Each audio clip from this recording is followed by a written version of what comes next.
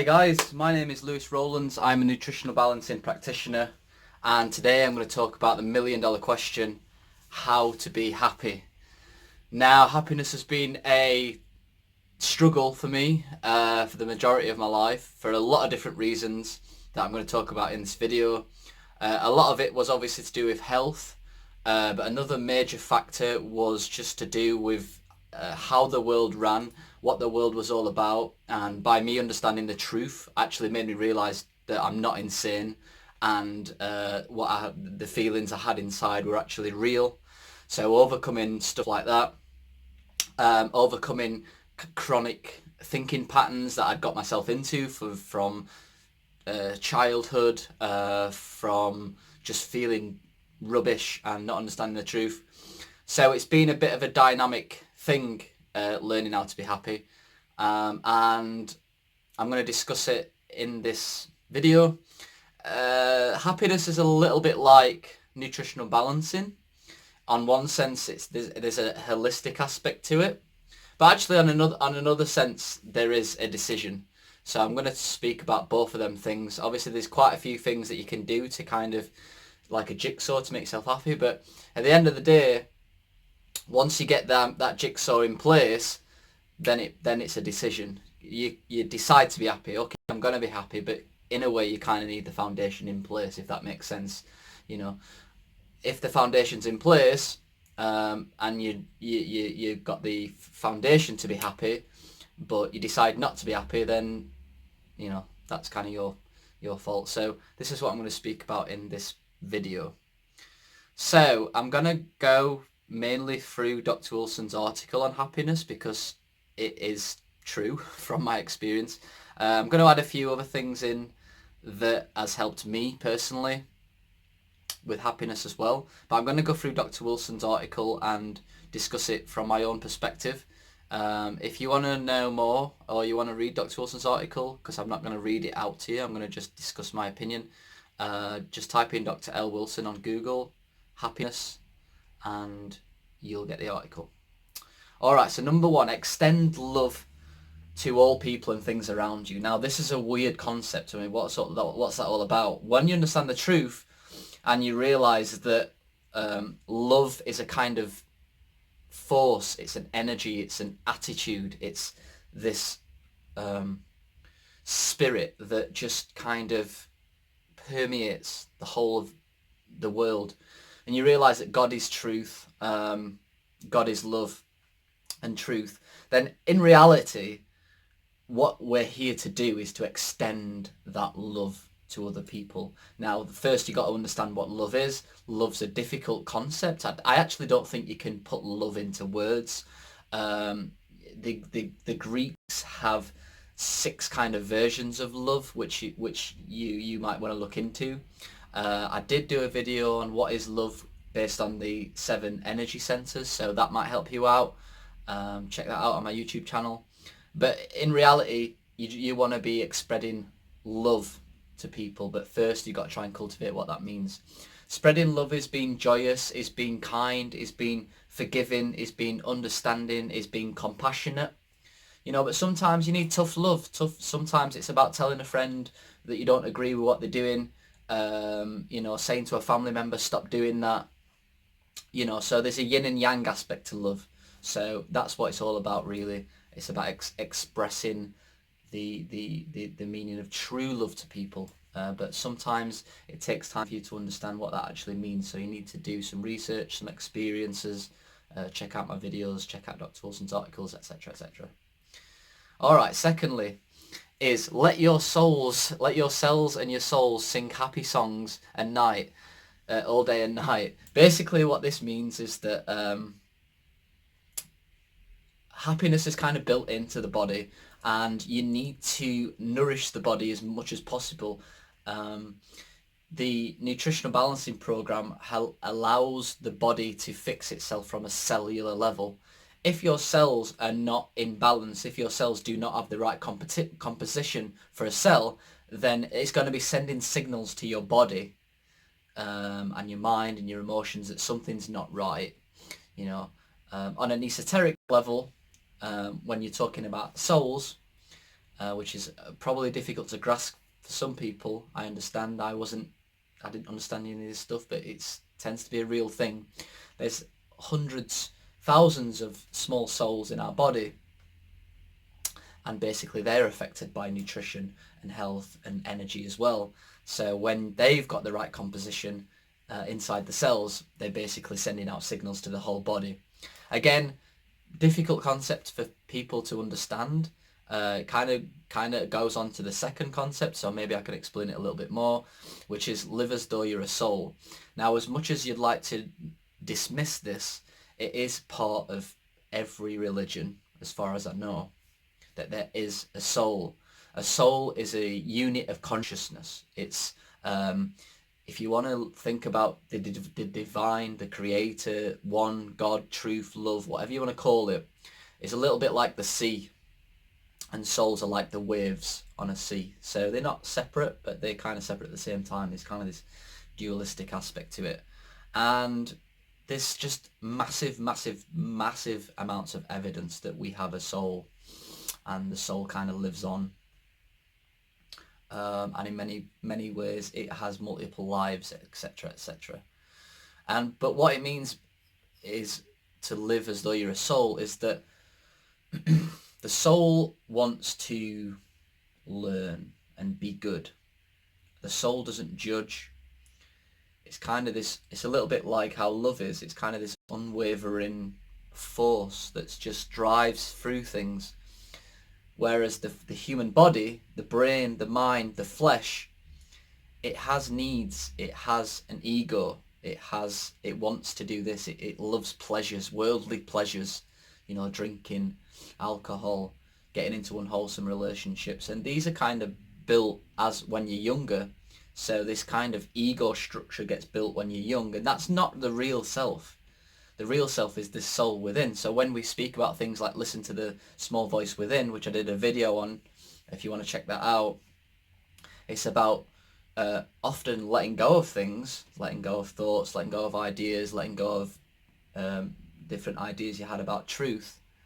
And when you can do that, when you can meditate and listen to that small voice from within, you'll realize that it's probably wants you to go in a different direction than what your ego wants you to go in.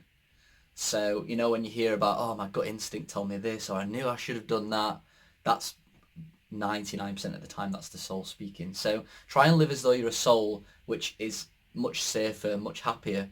An easy example is a lot of people egotistically want to get themselves into a relationship, when in reality the soul maybe just wants to do its own thing for a while, just to relax, to ground themselves, to cultivate a sense of self-love. But the ego is so caught up in this sexualized world that we live in, it wants to get into a relationship. So that's a good example about, when you should be listening to your soul. Sometimes it's very hard to do. So live in the present moment.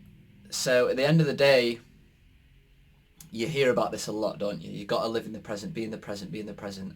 Basically, what being in the present means is that you can only be happy really when you're here in the now, because like to take today, for example, I can make a choice whether to be happy or not. I'm going to do things that make me happy. But I've got to do that in the moment. Do you know what I mean? This right now is making me happy. I'm not thinking about the future. I'm not thinking about the past. I'm just in the present. When I finish this, I'm tidying up my room a little bit. That makes me happy. After that, I think I'm going to meet a friend. That makes me happy. I'm living in the present. I'm trying to be in the present. When you're in the future, you're thinking, oh, if I do this, if I do this, which is going to take me 3 weeks, 4 weeks, then I'll be happy. Or if you're stuck in the past, it's like, oh, if only I'd have done this, then I would be happy. That's, that's, you're stuck in regret. You're stuck in a past which is gone. There's no point in thinking about that anymore. And if you're in the future, it's your imagination. You're thinking about something that might or might not happen. I don't know what's going to happen. I might get run over by a car, touch wood, in an hour, but I'm saying in my head, if I don't eat sugar for a week, then I'll be happy. Well, there is some truth in that, but you understand where I'm coming from. When I meet this person in a week, then I'll be happy. That's a better example, actually. But you've got to live in the present to be happy, because if you're not, you're just living in this imagined world that's in your brain, which is not, you can't get a sense of ongoing happiness from there. So it's all about being in the present. All right, so develop yourself. So this is a big part in nutritional balancing. It's the idea of development. It's very difficult to wrap your head around what all this is about because it's not taught in this world. And this is why, in my opinion, there's so much confusion and hate and grief and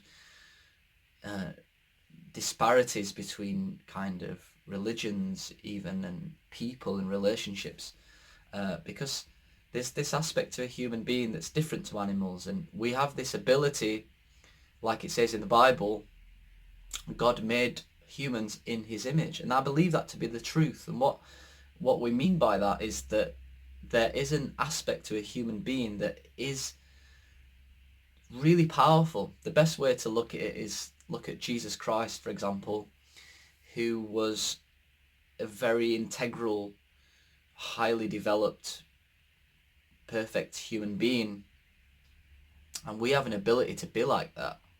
There is a certain truth which a lot of people need to understand as well to be happy. Just like laws, there is a truth to the earth and to the universe, and this is what's really, in my opinion, I don't know how people survive without knowing that there's some sort of truth. Because if you live your life thinking that there's no laws, then what you're doing, you're super confused and in limbo land. So there are laws. Gravity pulls people down to the earth. E equals mc squared. Light travels at a constant speed. All this sort of stuff are laws. It's like the universe has rules, and there's rules for a human being. You can find people are trying to teach about these rules all the time, mainly in religions. The Bible is an excellent example, which is in this list somewhere. Oh, it's the next one down, actually. It's an excellent example of how to use this material in order to be a good person. So development is about, the best way to see development is about trying to be like Jesus Christ, a good, integral, honest, compassionate person who wasn't angry, who forgived everyone, etc., etc. So you can find more about how to develop and live a good life by reading, for example, the Bible. It's not a perfect, there's some translation errors, of course, because of, time, etc. But in general, it's a great text to read. And I believe it's got the essence of truth in there, the true essence of God written down there in scripture and on text. It's not an old-fashioned book that should be tossed away. In reality, it's got some excellent information in there, and just by reading that text, it's kind of like you're getting the energy of truth that's come into the text, and then it comes into you. It's more than just a book, the Bible. It's got a depth to it, and it's got a spirit to it that permeates your body, permeates your cells. Again, this is a concept that I had to learn and understand. I wasn't brought up a Christian. I wasn't brought up reading the Bible.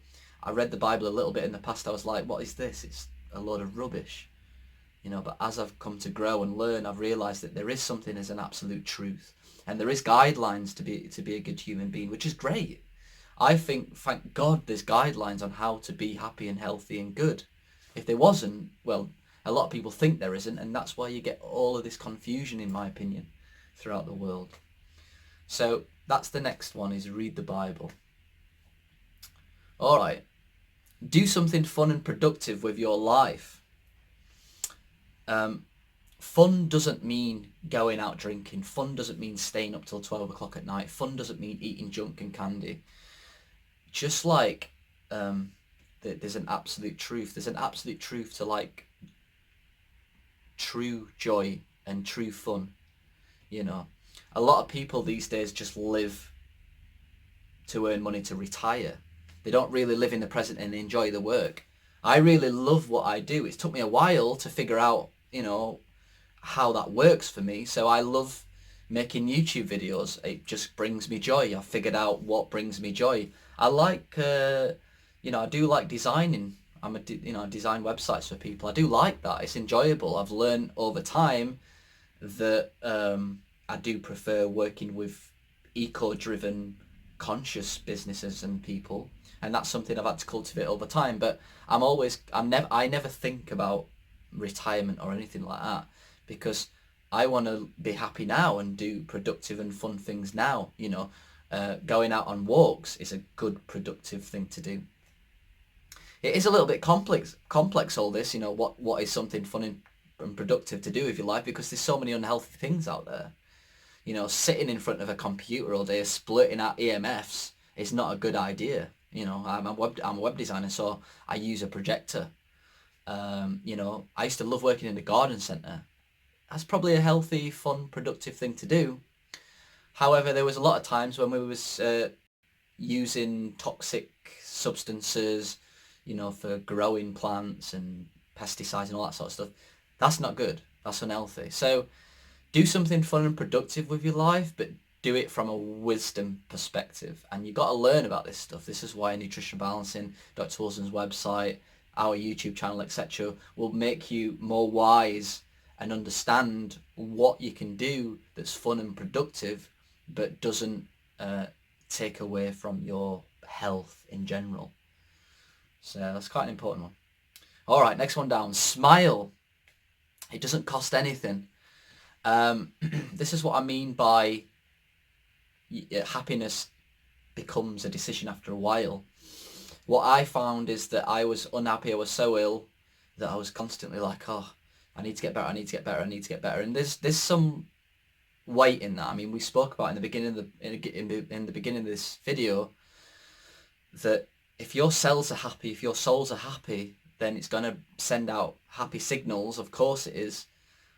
So when you're ill, it's difficult to be like that. If you're full of mercury, full of arsenic, then you're not going to be sending happy signals.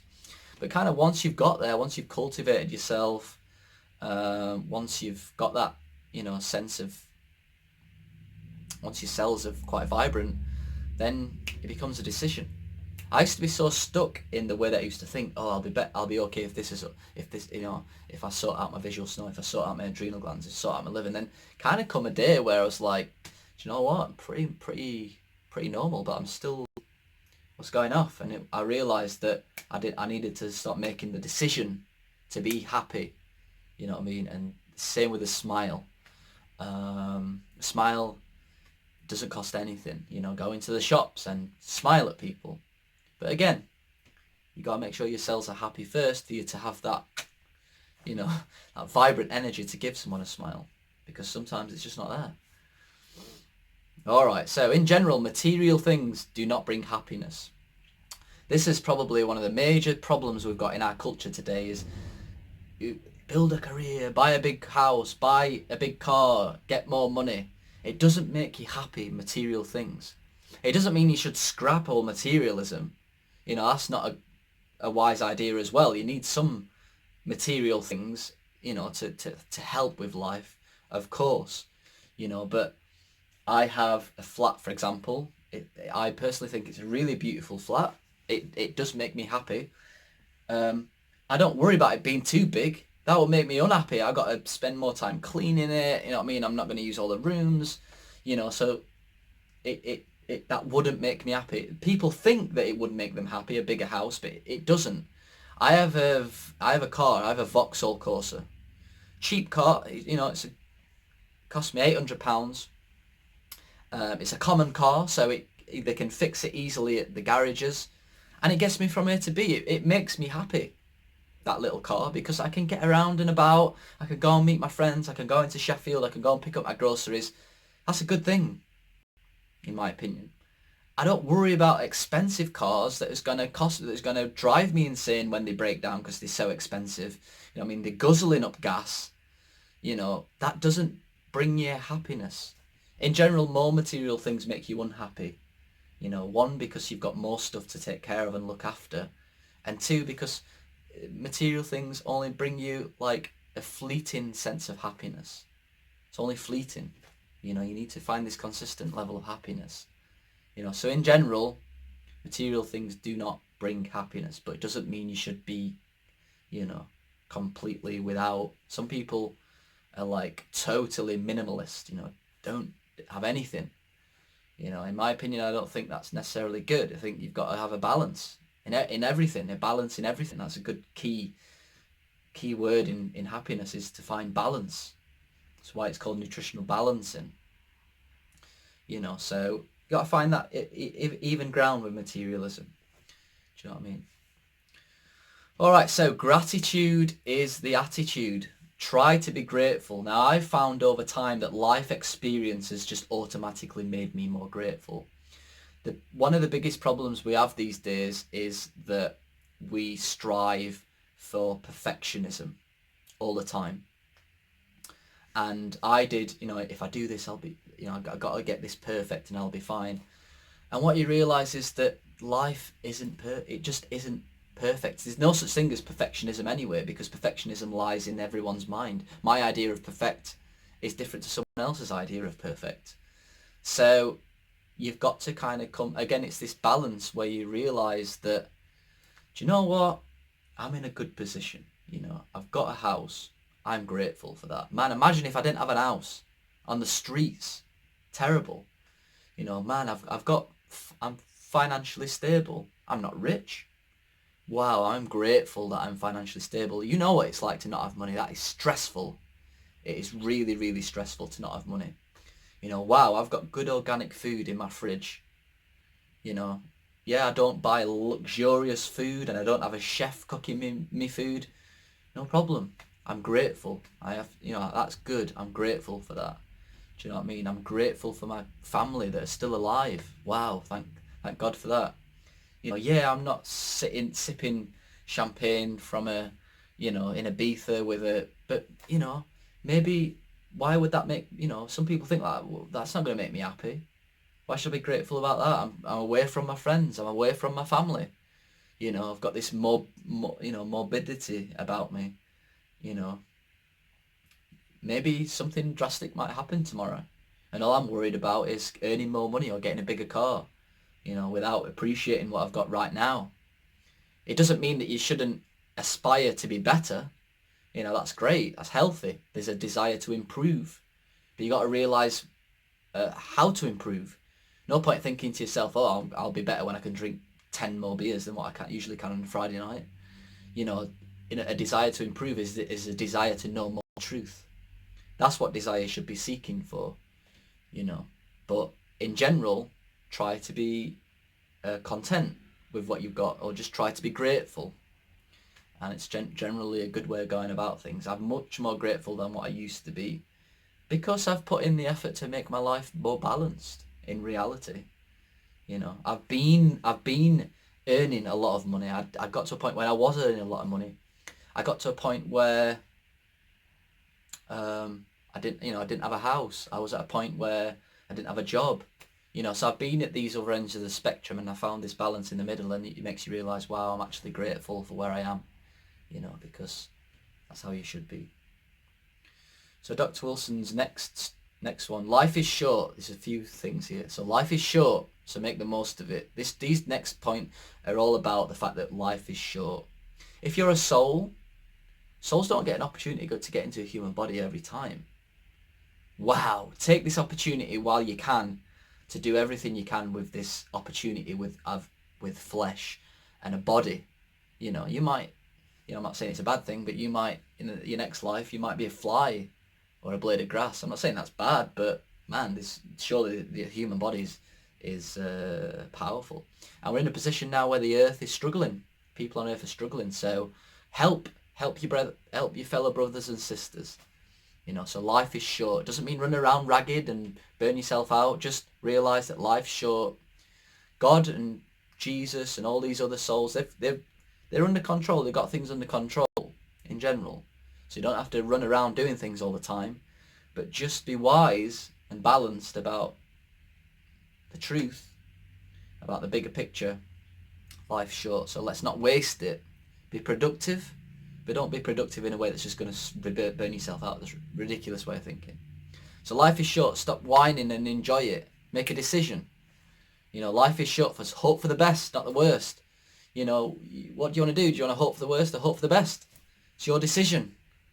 You know, oh, it's raining today. Wow, my plants are growing. I can stay in with my friends and cook a meal. You know, which way do you want to look at it?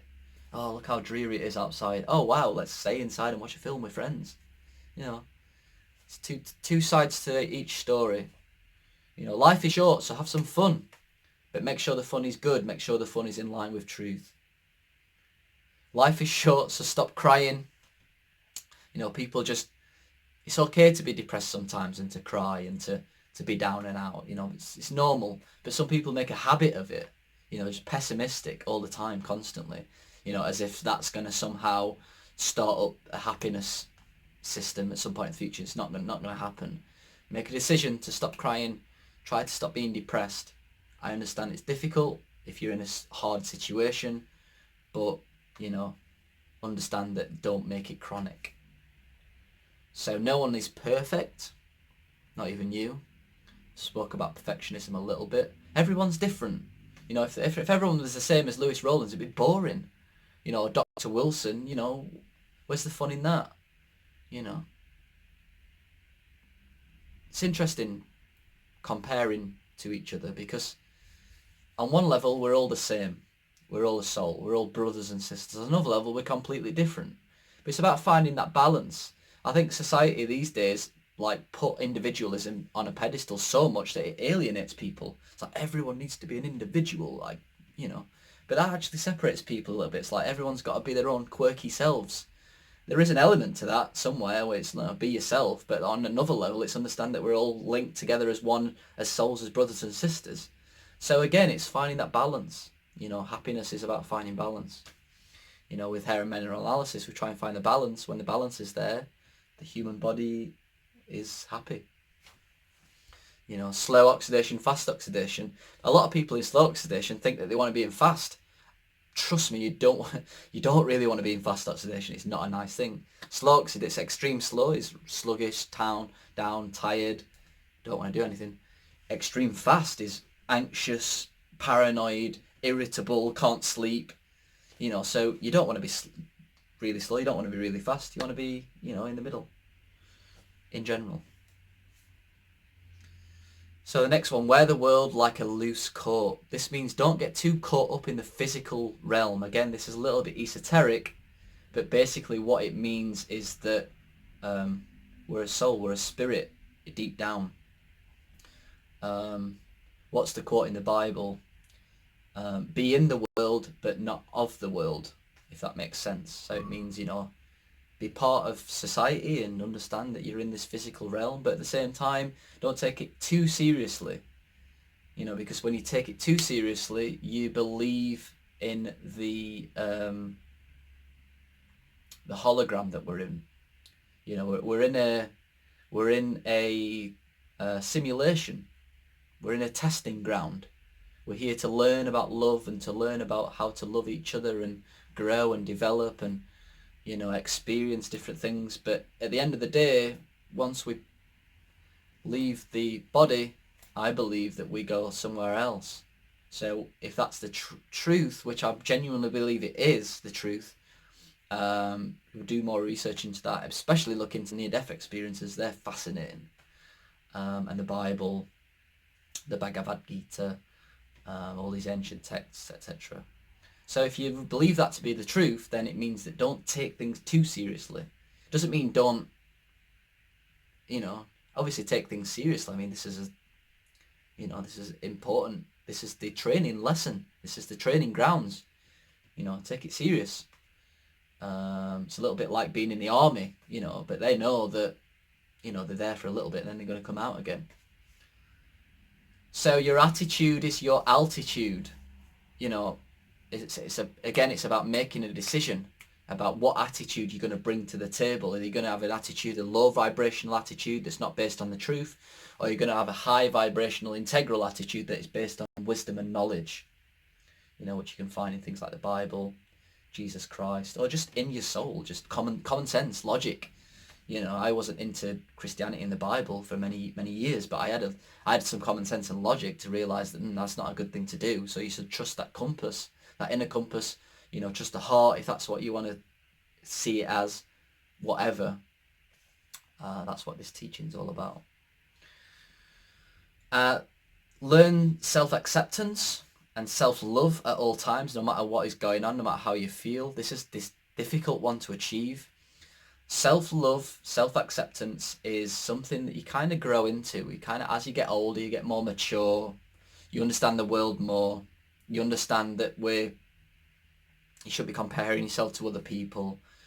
You just start to love the self more. It is actually related to health as well. The healthier your cells are, the more that you kind of love yourself. Again, you need to understand the word love a little bit. It's more about acceptance. I just accept who I am.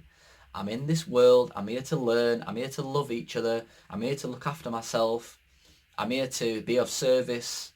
All these sorts of things. When you realise the truth, it's like, actually, yeah, I can accept myself much more. When you get too caught up in this reality, you know, I've got to be better than this person. I'm comparing myself to that person. It's more difficult for women, I think, and I speak to a lot of women. They're always comparing themselves to each other. You know, how can you love yourself if you're always comparing yourself to someone else who's walking down the street with, you know, 4 or 5 inch stilettos on or whatever? You can't do it. It's not what it's all about. It's about just realizing that everyone's got their own energy and their own space, and, you know, just accept that. Accept who you are. Love who you are. And cultivate everything that you are. All right, last one from Dr. Wilson's website. Don't make excuses. It's no fun. As soon as you make an excuse, you instantly become a victim. Oh, I'm a victim of this. I'm a victim. I'm a victim. Happiness doesn't... You can't be happy if you're a victim. Impossible. You know, so try and stop making excuses. I should have done this. I should have done that. It's because of this person. It's because of that person. For a start, it's in the past. And you need to take full responsibility for your own life, for your own being. And once you take full responsibility, you no longer become a victim. You know, so it's your decision to do what you need to do, to sort out your own stuff and to be happy. So that's kind of Dr. Wilson's article. Probably a good idea to read that over and over and over and over again. He's written it differently to how I've explained it. I explained it in my own terms. So type in Dr. L. Wilson happiness, you'll find that. I've added a couple more from my own experience. This one's especially for men. Try to hold on to your semen. Don't ejaculate too much and have sex too much. This is a life force, and zinc really, really makes you happy. Like, a lot of zinc is really good for the body, really good for the cells.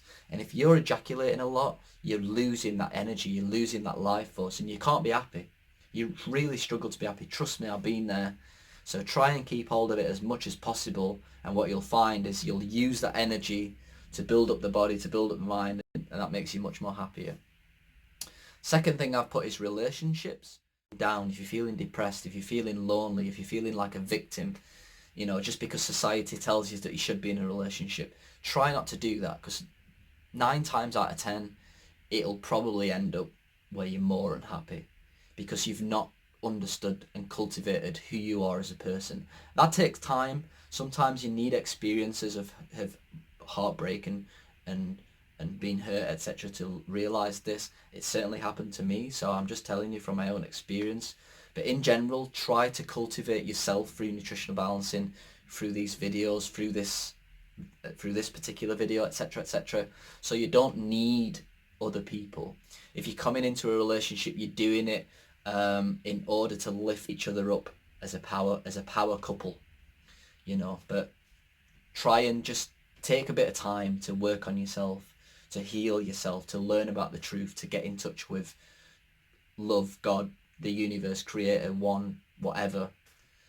Try and feed off that energy first, because relationships can be an incredible source of unhappiness, really incredible source of unhappiness. And once you get in one, sometimes it's difficult to get out, especially if you start marrying the wrong people, you know, and then you have children and stuff. You know, it's not good to be kind of connected to a person because you've done it out of a need, because you're down and lonely, depressed, you know, you just want to feel comfort or whatever.